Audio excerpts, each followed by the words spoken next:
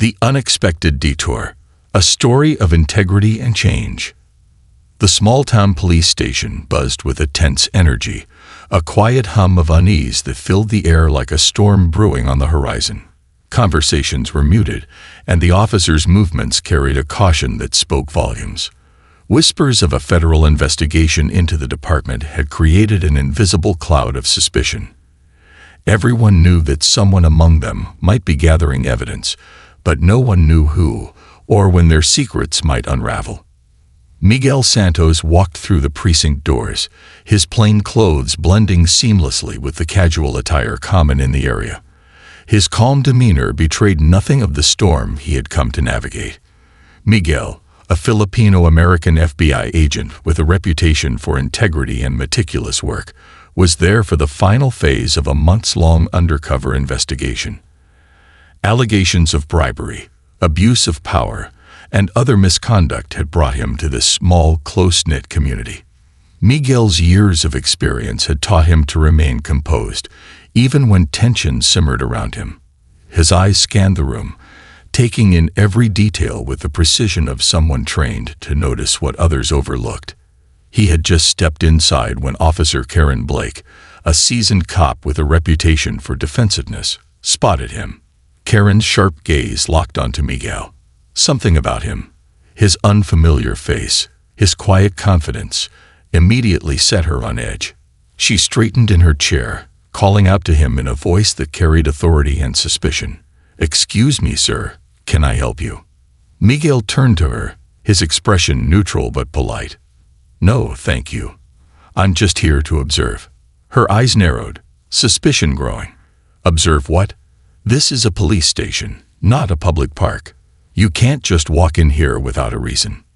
Miguel met her gaze, his voice calm but firm. "I have every right to be here." Karen stood, her hand moving instinctively toward her belt. "This is a restricted area. You need to explain yourself or leave."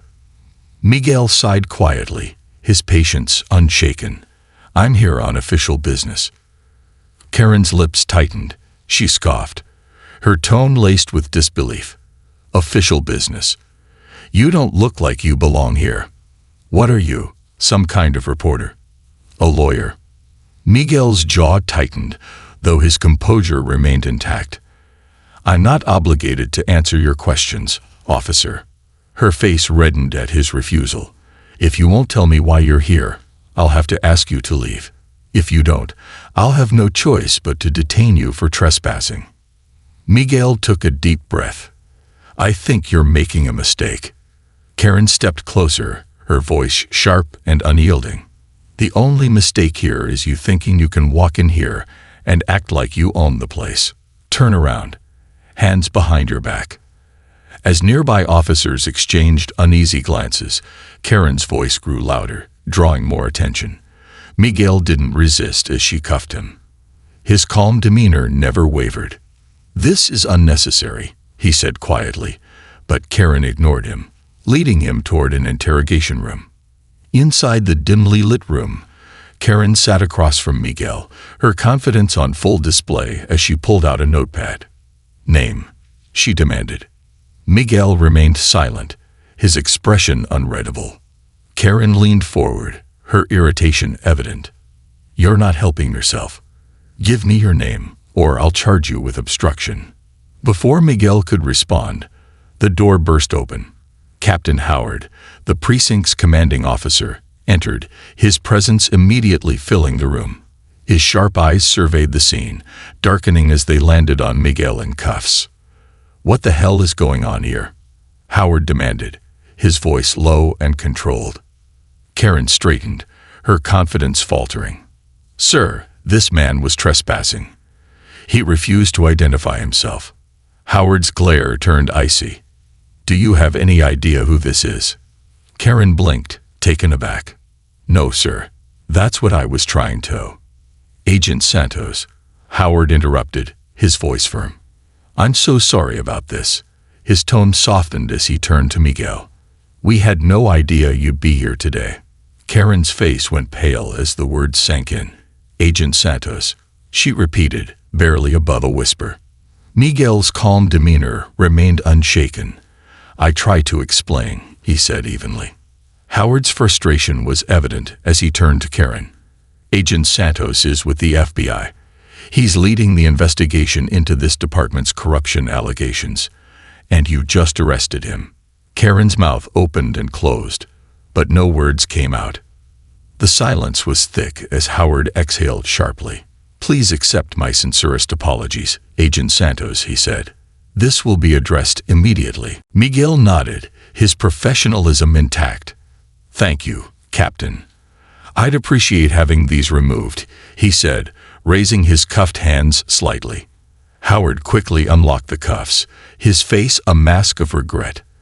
As Miguel stood, he turned to Karen, who stood frozen, her face a mix of humiliation and fear. "I'm not here to cause trouble," Miguel said calmly.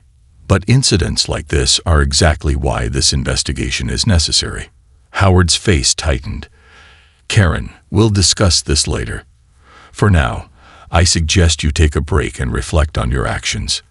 Karen nodded mutely as Miguel and Howard left the room. The precinct buzzed with whispers as news of the incident spread.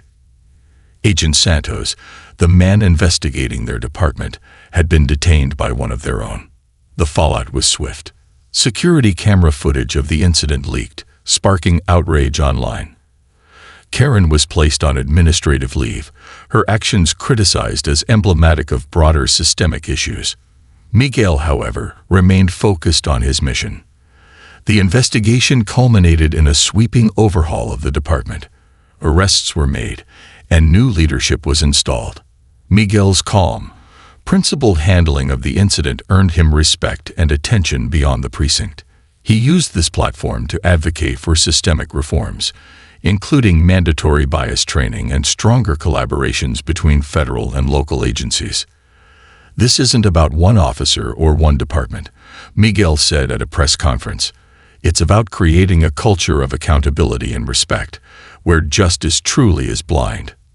Miguel's unwavering integrity and resilience inspired change far beyond the small town, igniting a national conversation about equity and accountability in law enforcement. For Miguel, the experience reaffirmed his commitment to justice and the power of staying calm and focused in the face of adversity. Beyond the badge. As the precinct buzzed with murmurs, Miguel Santos left the interrogation room alongside Captain Howard.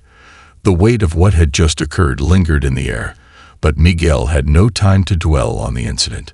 The investigation was nearing its most critical stage. The evidence he had collected over the past months painted a picture of corruption deeply embedded in the department's culture. Yet this wasn't just about misconduct. It was about rebuilding trust in a fractured system. Howard escorted Miguel to a quieter corner of the station. "Agent Santos," Howard began, his voice heavy with sincerity, "I can't apologize enough for what just happened. This isn't how we operate. At least, it's not how we should operate." Miguel regarded the captain thoughtfully.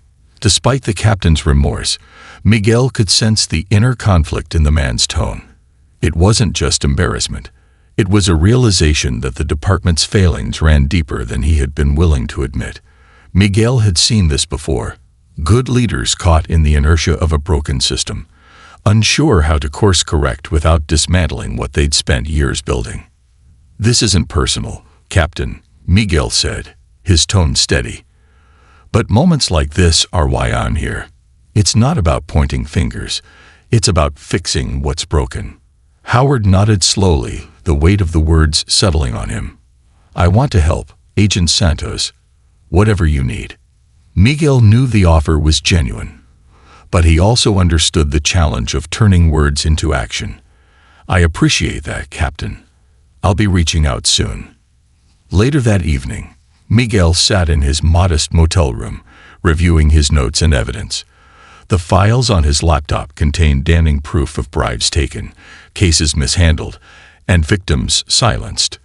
But he also saw stories of officers trying to do the right thing in a culture that rewarded silence over integrity.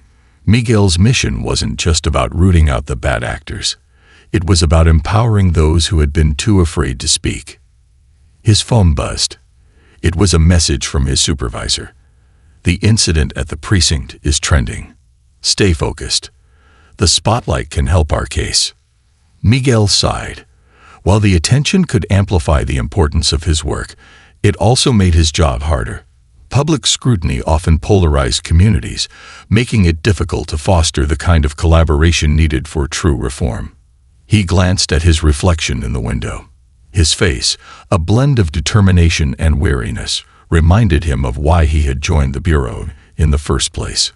Growing up as the son of Filipino immigrants in a working-class neighborhood, Miguel had seen firsthand how systems could fail the very people they were meant to serve. His father, a factory worker, and his mother, a nurse, had taught him the value of hard work and standing up for what was right, even when it was difficult. Tomorrow's a new day, Miguel murmured to himself before closing his laptop. The next morning, the station was abuzz with activity. The leaked footage of Miguel's detention had drawn national media attention. Officers avoided meeting Miguel's eyes, their discomfort palpable. Karen Blake was noticeably absent, placed on administrative leave pending an internal review. The once united precinct now felt fractured, each officer wrestling with their own complicity in the culture Miguel was there to investigate. Miguel began interviewing officers individually, starting with those who had reached out anonymously during the investigation. Some were hesitant, their loyalty to their colleagues battling with their desire to see justice done. Others were candid, eager for change, but unsure how to make their voices heard in a department where silence was often rewarded. One such officer was a young patrolman named Eric Torres. Nervously fiddling with his badge, Eric admitted, "I've seen things, Agent Santos, things that made me question why I joined this force. But it's hard to speak up. You don't want to be the one who turns on your team." Miguel leaned forward, his tone empathetic. "Eric, change doesn't happen because of one person. It happens because enough people decide they've had enough. You don't have to do this alone." Encouraged, Eric began sharing specific incidents, altered reports, unaccounted cash, and officers using their authority to intimidate rather than protect. Miguel listened intently, knowing that voices like Eric's were crucial to building a case that wouldn't just address individual wrongdoing, but would push for systemic reform. Meanwhile, Karen Blake sat alone in her apartment, grappling with the fallout of her actions. The video of her detaining Miguel had gone viral, sparking fierce public debate. Some defended her, citing the pressures officers faced daily, while others condemned her actions as emblematic of bias and abuse of power. Karen replayed the encounter in her mind, her chest tightening with regret. She had spent years building her reputation as a tough, no-nonsense officer, but now that same demeanor was being scrutinized as a liability. For the first time, she began to question her own biases and the culture that had shaped her approach to policing. Unable to sit idle, Karen reached out to a mentor, retired officer Linda Marks, who had always been a voice of reason in her career. Over coffee, Karen opened up about her feelings. "I didn't see it then, Linda, but now I can't stop thinking about it. What if I'd been part of the problem all along?" Linda listened carefully before responding. "Karen, recognizing it is the first step. Change isn't about erasing the past. It's about learning from it and doing better moving forward. You have a chance to turn this into something meaningful. Take it." As the weeks unfolded, Miguel's investigation reached its peak. Arrests were made, implicating senior officers who had orchestrated years of corruption. The department's leadership was overhauled, and policies were implemented to ensure greater transparency and accountability. Mandatory bias training became a cornerstone of the reforms, along with community outreach programs aimed at rebuilding trust. Karen, too, underwent a transformation. After reflecting on her actions, she requested to participate in the training sessions as both a student and a contributor. She shared her story openly, admitting her mistakes and advocating for change. Her willingness to confront her own shortcomings became a symbol of hope for others in the department. At a press conference marking the conclusion of the investigation, Miguel addressed the community. "This isn't just about removing bad actors. It's about creating a system where integrity and respect are the foundation of every decision. Accountability doesn't end here, it begins here. The crowd erupted in applause, but Miguel knew the work was far from over. As he stepped away from the podium, he spotted Eric Torres and Karen Blake in the audience. Both gave him a nod of acknowledgement, their faces reflecting a shared determination to carry the torch of change. For Miguel, the journey had been more than an investigation. It had been a testament to the power of perseverance, humility, and the belief that even in the darkest moments, the light of justice could prevail. This extended narrative adds depth to the characters and themes, emphasizing personal growth, systemic reform, and the enduring fight for justice. Seeds of renewal. Months had passed since the investigation concluded, and the once troubled precinct was beginning to feel like a different place. New leadership had taken over, and policies focused on accountability and community engagement were being implemented. While the transition wasn't seamless, a sense of cautious optimism had begun to take root. Miguel Santos stood in front of the precinct building, now marked by a newly installed plaque that read, "To serve with integrity and respect." It was a small gesture, but it symbolized the department's commitment to change. Miguel had been invited to speak at a town hall meeting, an event organized to foster dialogue between the police and the community. For him, the invitation was more than an honor, it was a sign of progress. Inside the community center, the room was packed. Residents, officers, and civic leaders filled the seats, their faces a mix of curiosity and expectation. Karen Blake sat quietly in the middle row, her presence both a reminder of past mistakes and a testament to personal growth. She had returned to duty after extensive training and self-reflection, determined to be part of the solution. Miguel stepped up to the podium, his calm and confident demeanor commanding attention. He began by sharing a story from his childhood, about how his father once stood up to an unjust boss who exploited workers in their community. "It wasn't easy," Miguel said, his voice steady. "But my father believed that silence in the face of wrongdoing was the same as complicity. That belief shaped who I am today." He paused, letting his words sink in before continuing. "This community has faced challenges, and this department has faced scrutiny. But challenges are opportunities in disguise. They push us to examine who we are and who we want to become." Miguel's speech resonated with the crowd, not because it absolved the past, but because it acknowledged it honestly while offering a path forward. He emphasized the importance of collaboration between law enforcement and the community, urging both sides to hold each other accountable. "Change isn't about perfection," he concluded. "It's about progress, and progress requires all of us." The room erupted in applause, and as Miguel stepped away from the podium, a line of people formed to shake his hand. Among them was Karen.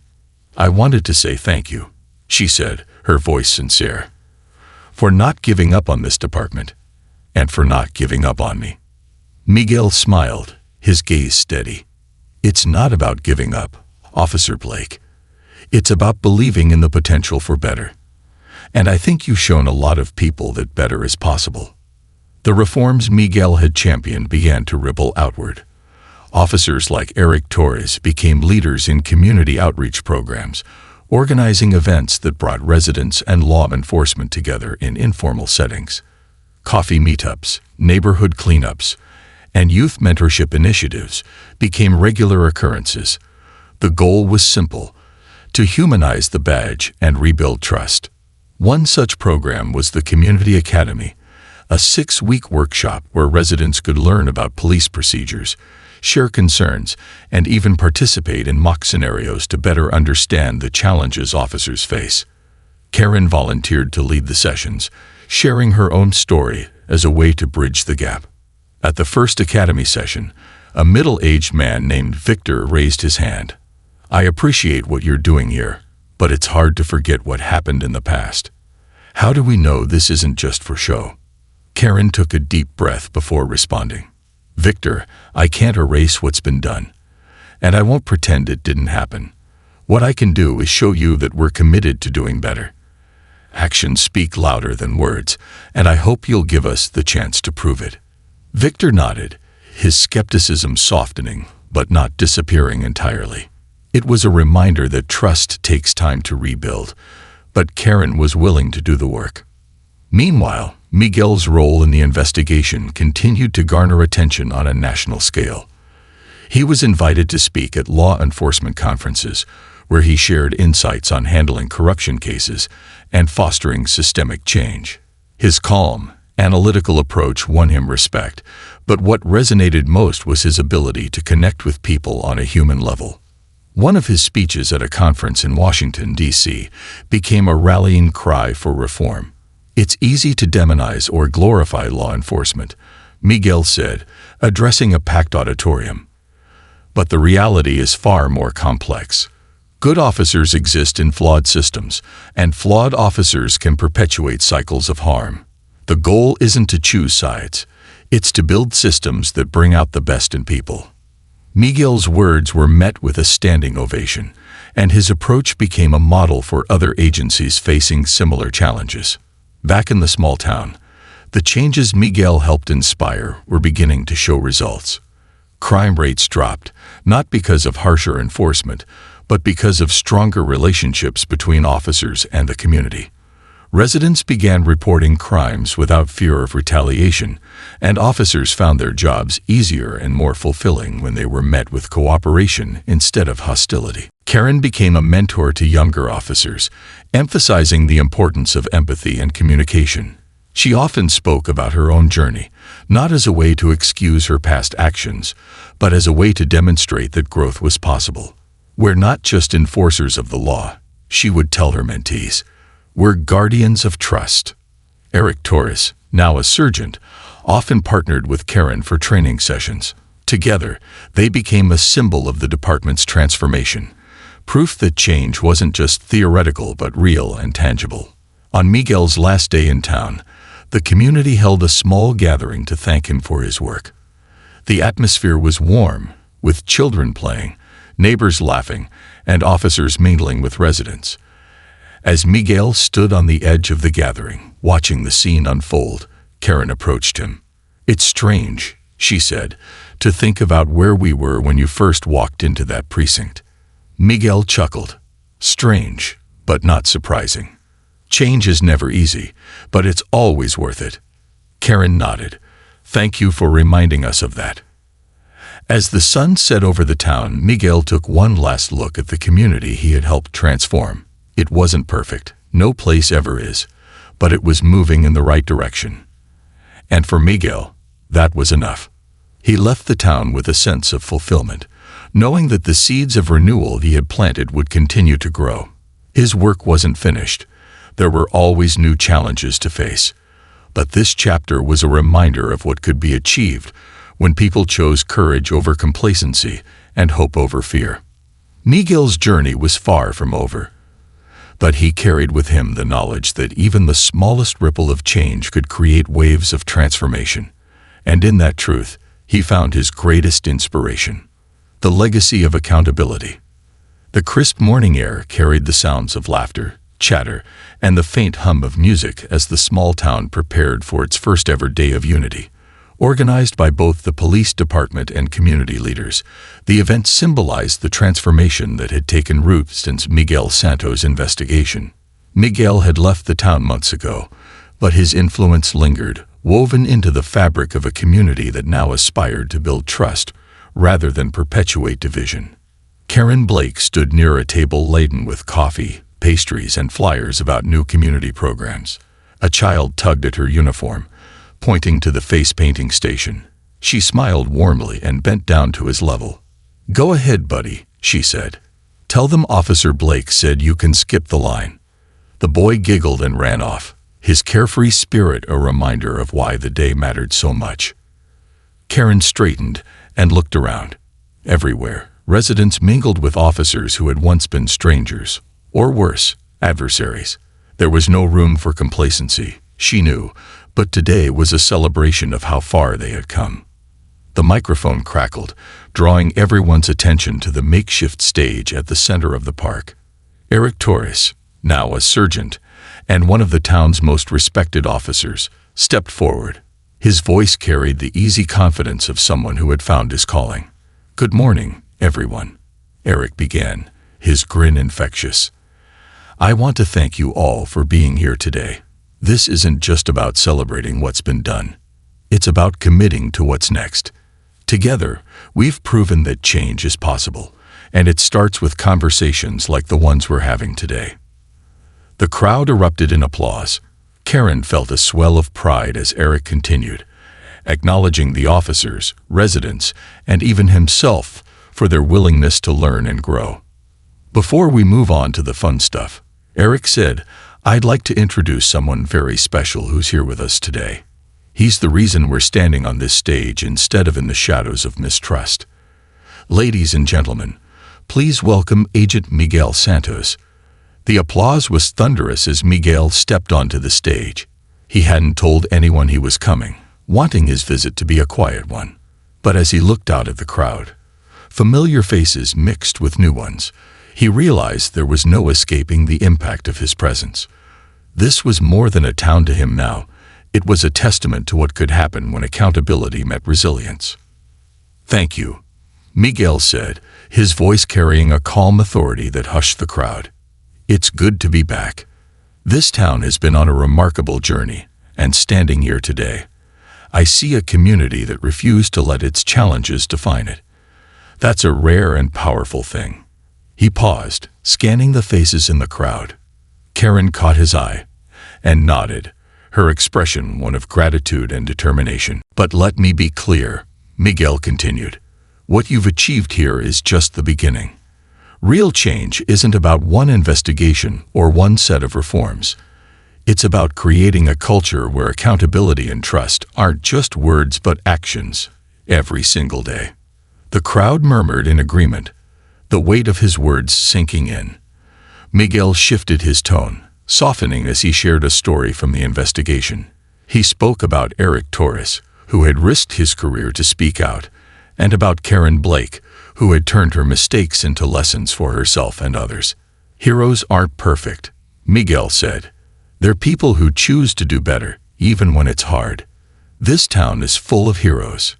When Miguel stepped down from the stage, the crowd surged toward him, eager to shake his hand, share their gratitude, and in some cases, simply stand near the man who had become a symbol of hope. Later that afternoon, Miguel and Karen found themselves sitting on a park bench, watching children play on the swings and officers chat with residents over hot dogs and lemonade. For a moment, neither of them spoke, content to let the scene speak for itself. "You've done a lot of good here," Karen said finally, breaking the silence. Her voice was steady, but there was a hint of emotion in it, more than you probably realize. Miguel glanced at her. "I didn't do this alone. Change doesn't happen because of one person. It happens because people like you decide it's worth fighting for." Karen smiled faintly. "Still, you were the catalyst. Without you, I don't know if I would have seen what I needed to change, not just about the department, but about myself." Miguel nodded, understanding the depth of her words. Growth is hard. It takes courage to admit you're part of the problem, and even more to become part of the solution. Karen looked down at her hands. "Do you think it's enough? That we've done enough to make a real difference?" Miguel considered her question carefully. "It's not about being enough. It's about being better. Progress is messy and imperfect, but it's still progress. And what I see here today tells me you're on the right path."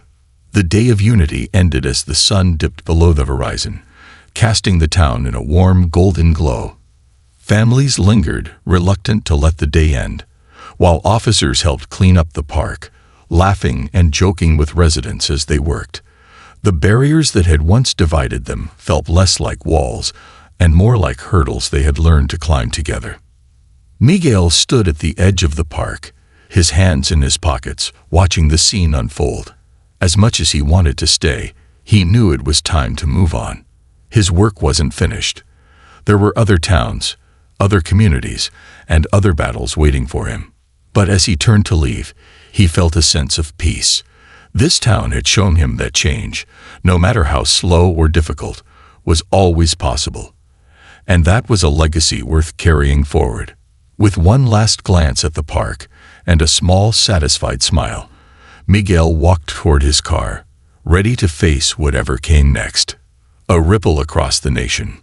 Months after the Day of Unity, the small town's transformation had become a case study in systemic reform. News outlets, academics, and law enforcement agencies across the country highlighted it as a model for how a community could address corruption and rebuild trust. What began as a difficult and painful reckoning had blossomed into something remarkable, a blueprint for change. Miguel Santos sat in a hotel room in Chicago, reading a new report on the town's progress. It detailed the significant drop in misconduct complaints, the rise in community engagement, and the testimonials from officers and residents alike about the difference they felt in their daily lives. Miguel allowed himself a rare smile. The success of the town had started a ripple effect.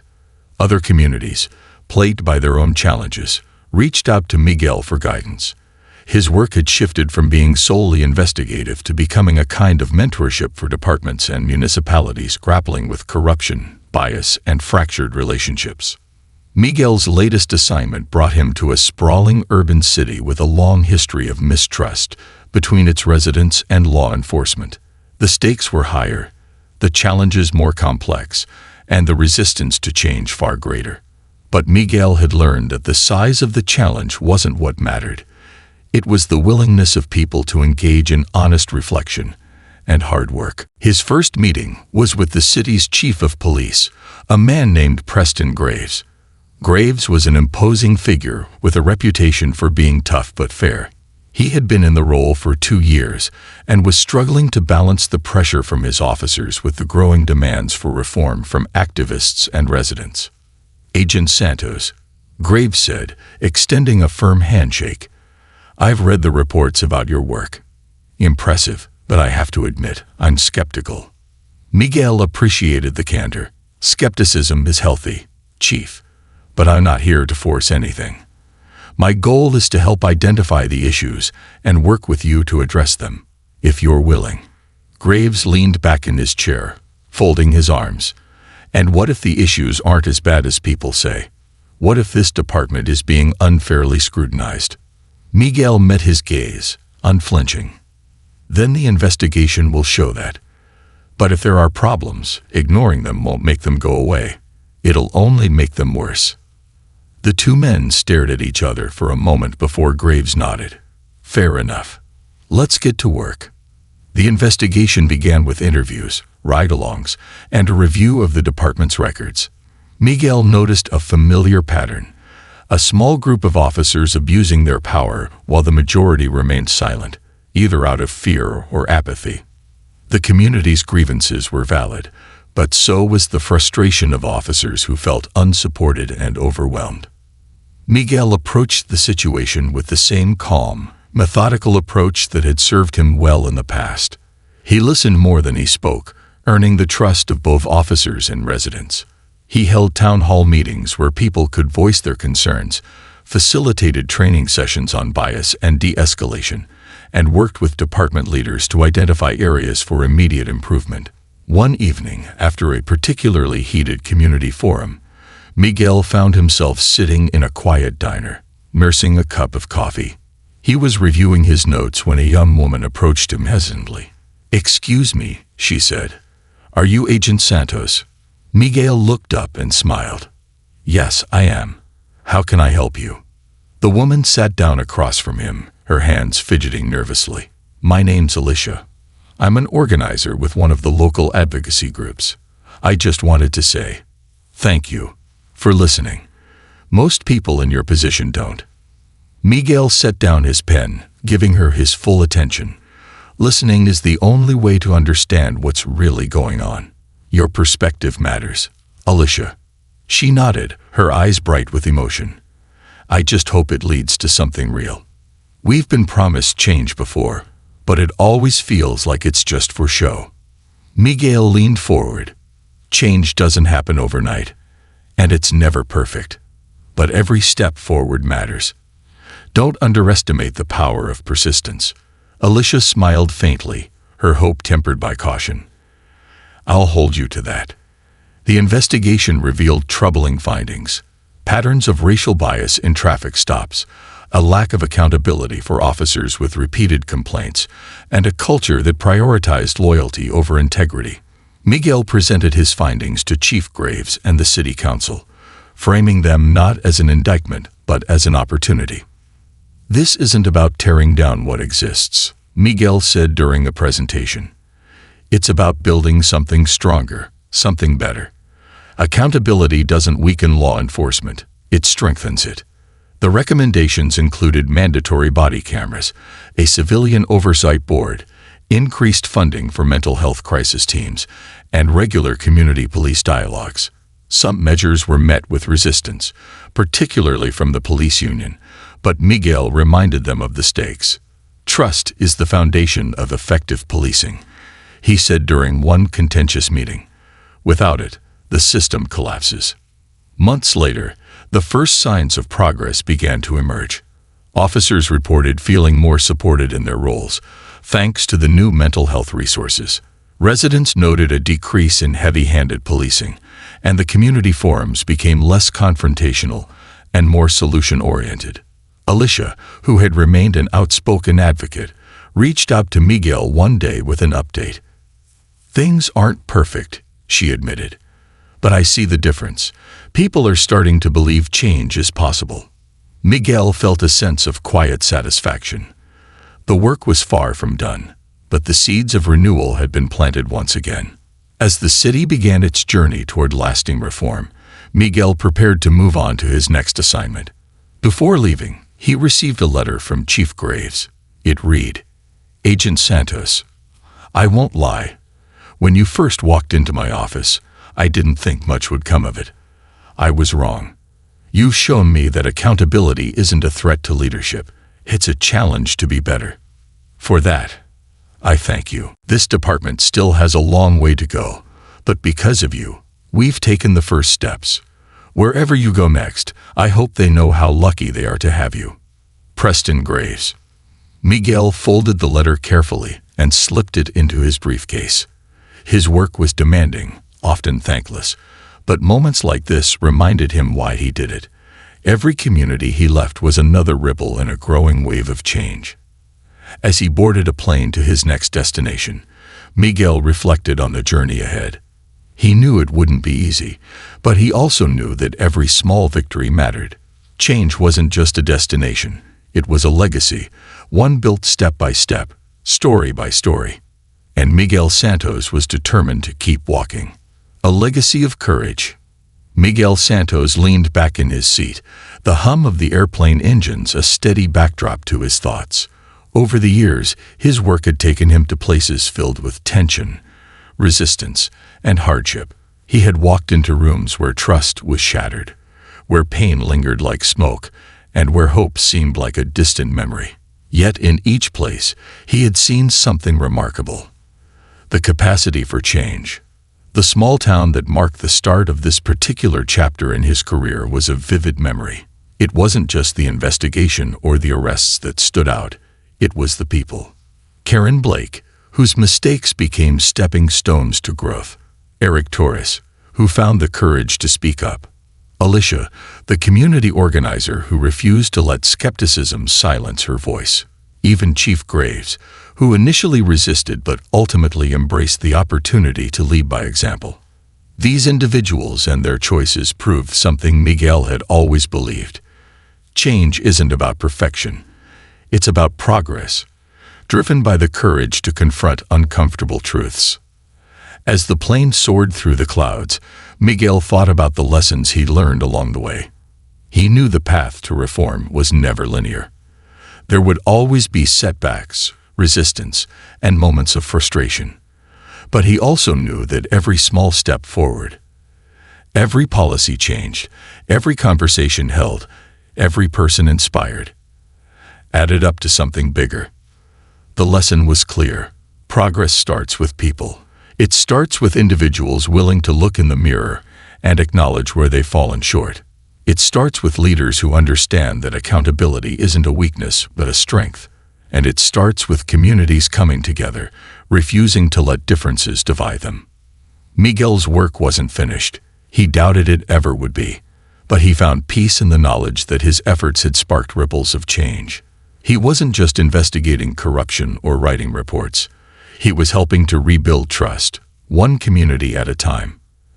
As the plane began its descent, Miguel glanced out the window at the city lights below. A new place, a new challenge, a new story waiting to unfold.